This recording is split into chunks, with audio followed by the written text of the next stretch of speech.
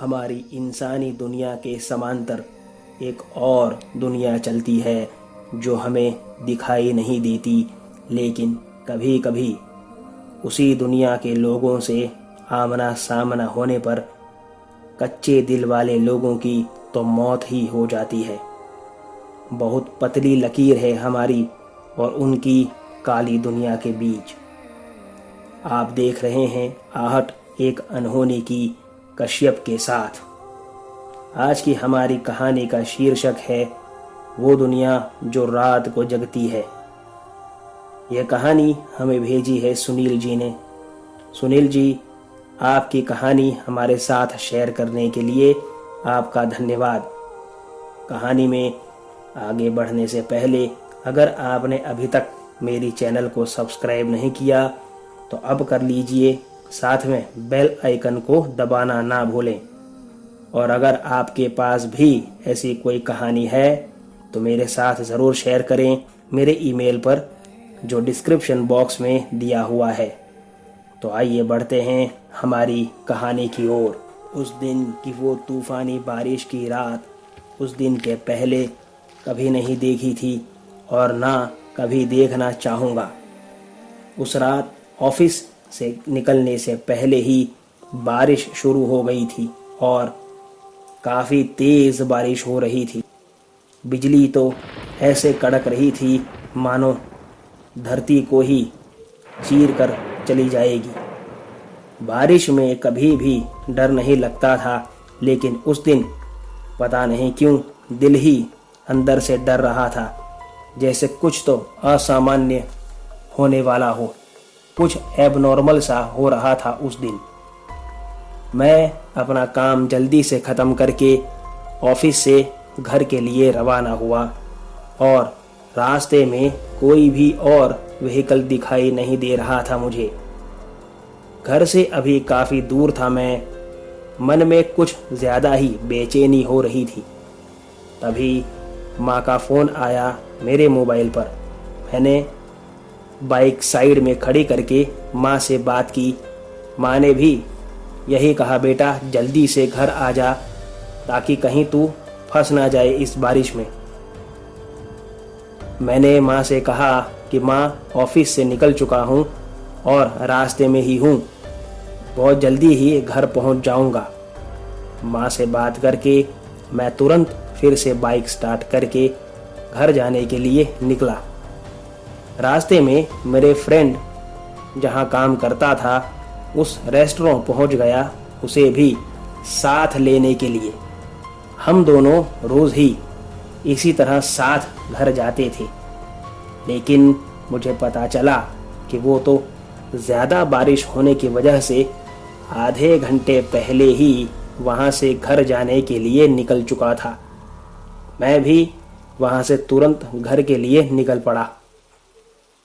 आगे जाकर के देखा तो रास्ते में तेज़ बारिश की वजह से बीच रास्ते में पेड़ गिर गया था और वो काफ़ी बड़ा पेड़ था जिसे क्रॉस करके जाना मेरे लिए संभव नहीं था।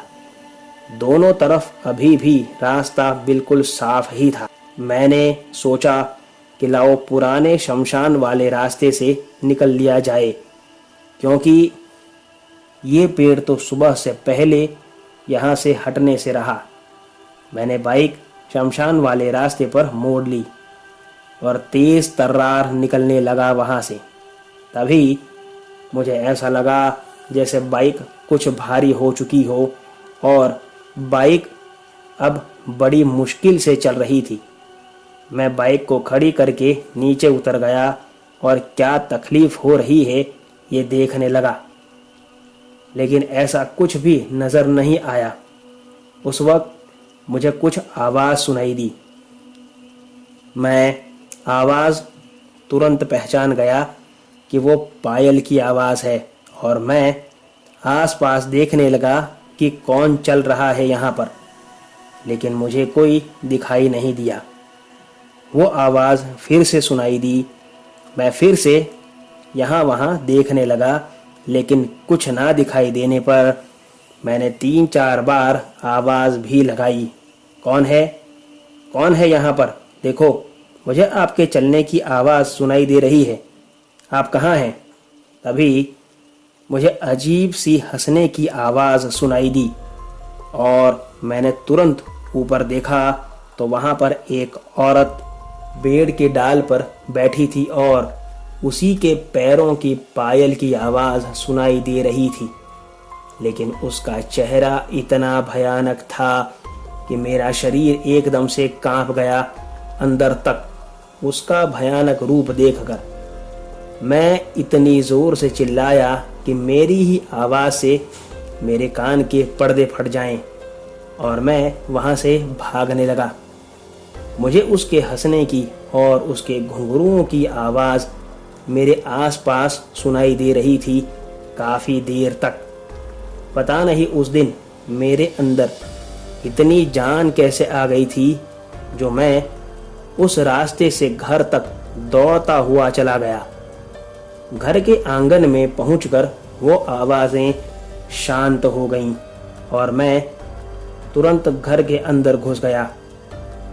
माँ ने मुझे उस हालत में देखकर मुझसे कारण पूछा तो मैंने सारी बात माँ से कह दी और माँ ने तुरंत मेरी नज़र उतारी और तभी उस नज़र के नींबू और मिर्ची का रंग एकदम बदल गया और वो अपने आप जल गए।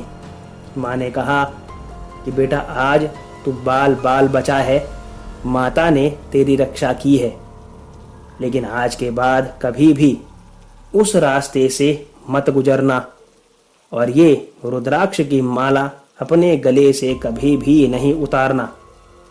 दूसरे दिन सुबह मेरा दोस्त मेरी बाइक वहाँ से लेकर के ऑफिस चला गया था और हम दोनों कभी भी उस दिन के बाद से उस रास्ते से नहीं गुजरे हैं। आज की कहानी में बस इतना ही। अगर आपको कहानी पसंद आई हो तो वीडियो को लाइक और चैनल को सब्सक्राइब ज़रूर करें। तो मिलते हैं अगली कहानी में, तब तक stay home, stay safe. Thank you.